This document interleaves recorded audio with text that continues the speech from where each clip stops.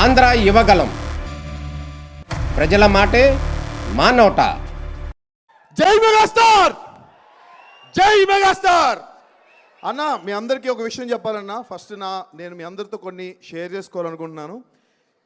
నేను లాస్ట్ బర్త్డేకి సేమ్ మీలాగే అక్కడ కూర్చున్నానన్న. లాస్ట్ బర్త్డేకి నేను కూడా జైలు కొట్టాను అక్కడి నుంచి.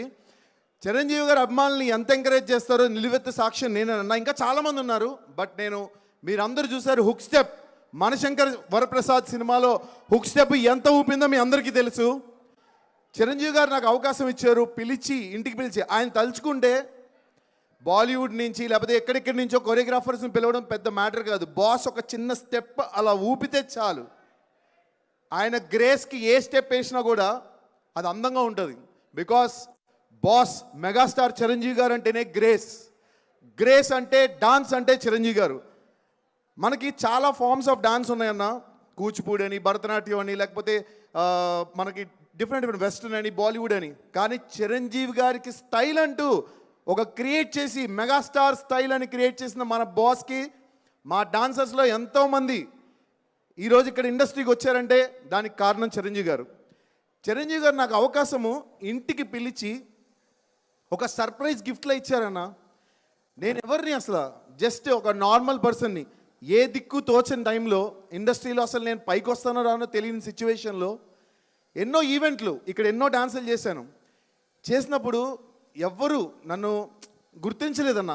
కానీ సాక్షాత్తు దేవుడు, అంటే ఏ దిక్కు తోచని టైంలో ఆ శివుడు వెనకాల ఇలా నట్టి నువ్వు ముందుకెళ్ళన్నప్పుడు చిరంజీవి గారు మాత్రం చెయ్యిచ్చి నన్ను ముందుకు నడిపించి ఇదేరా నీ దారి అని నన్ను ఈరోజు ఇక్కడి వరకు తీసుకొచ్చారన్న. పచ్చిగా చెప్తున్నా, 5 వేళ్ళు ఈరోజు మా ఫ్యామిలీ తింటున్నామంటే దానికి కారణం చిరంజీవి గారన్నా, మెగాస్టార్ చిరంజీవి గారన్నా. ఈరోజు మీ అందరిలో నేను ఒకడిని, మెగా అమ్మల్లో నేను కూడా. చిరంజీవి గారి సినిమా ఫస్ట్ డే సినిమా సత్యం థియేటర్లో ప్రతి సినిమాలో కూడా ఒక షర్ట్ ఎక్స్ట్రా నేను బ్యాగ్లో పెట్టుకుని, ఎందుకంటే షర్ట్ చిరిగిపోతుంది. టికెట్లు తీసుకోవాలంటే టికెట్ తీసుకుని లోపలికి వెళ్ళి ఇందిరా స్టెప్పులకి, మన హిట్లర్ స్టెప్పులకి, ప్రతి ఒక్క స్టెప్ కూడా నేను డాన్స్ చేసేవాడిని. అంత అభిమానం నాకు చిరంజీవి గారు అంటే. చెప్పే కదన్నా, ఈరోజు నేను ఇంత ఆనందంగా సినిమా ఇండస్ట్రీలో ఒక 20 ప్రాజెక్టులు వచ్చాయంటే దానికి కారణం చిర్రు చెయ్యేస్తే చినిగి చాట అయిపోద్ది. అది చిరంజీవి గారు అంటే. చిరంజీవి సార్ మాలాంటి కళాకారుల్ని ఎంతోమందిని అసలు లెక్క పెట్టలేనంత మందిని, కొన్ని లక్షల మందిని మీరు ఎంకరేజ్ చేసి ఇలా ఒక పొజిషన్లో నిలబెట్టారు సార్. మీకు ఎప్పటికీ మేమందరం రుణపడిపోయి ఉంటాం సార్. చిరంజీవి గారు ఏ సోషల్ మీడియా లేనప్పుడు, ఎటువంటి ఇది లేనప్పుడు బ్లడ్ బ్యాంక్ రక్తదానం చేశారు, కంటి దానం చేశారు. ఈరోజు సోషల్ మీడియా వచ్చి చాలామంది మనకి ఎక్స్ప్లోర్ అయ్యి చాలామంది ఇది చేస్తున్నాం అది చేస్తామని చెప్తారు. కానీ ఎటువంటి సోషల్ మీడియా లేని టైంలోనే చిరంజీవి గారు రక్తదానం చేశారు. మా నాన్నగారు చనిపోయే పరిస్థితిలో ఉన్నప్పుడు కరోనా టైంలో నాకు స్వామినాయుడు గారికి నిజంగా చాలా థ్యాంక్స్ చెప్పాలి సార్. నాకు చిరంజీవి గారు బ్లడ్ బ్యాంక్ నుంచి ప్లాస్మా ఇప్పించారు.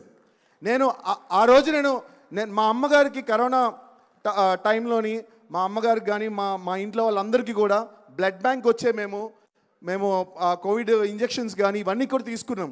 ఆ టైంలో మనకి చిరంజీవి గారు ఎంత సాయం చేశారో తెలుసు. ప్రతి ఒక్కరికి సాయం చేస్తారు చిరంజీవి గారు. ప్రతి ఒక్క ఇంట్లోని, ప్రతి ఒక్క చిన్న ఈవెంట్లో కూడా, ప్రతి దగ్గర కూడా చిరంజీవి గారు ఉంటారు. కానీ ఒక విషయం చెప్తున్నా అన్న, సోషల్ మీడియాలో ఎవడైతే తప్పుగా కామెంట్స్ పెట్టి ట్రోల్ చేసి పిచ్చిగా మాట్లాడుతున్నారో, ఇందాక బండ్లను చెప్పినట్టు వాళ్ళకి సునకానందం.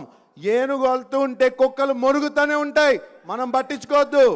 Chiranjeevi garu is always on the top. నేను ఎప్పుడు చెప్తా ఉంటా, the one and only megastar Chiranjeevi garu. Sir we love you. మీ వెనకాల మేమందరం ఉన్నాం సార్. మా ముందు మీరున్నారు సార్, మా వెనకాల కూడా మీరున్నారు sir. Thank you so much. ఈ అవకాశం ఇచ్చినందుకు స్వామినాయుడు గారికి, అలాగే శివాచారి అన్నకి, అలాగే మా మనోహర్కి చాలా థ్యాంక్స్ అన్న. లవ్ యూ అన్న. ఒక్క హుక్ స్టెప్ మాత్రం మనందరం కలిసేద్దాం అన్న. అందరూ ఫోన్స్ ఓపెన్ చేయండి. ఫోన్ లైట్ ఓపెన్ చేయండి. Okay, ready.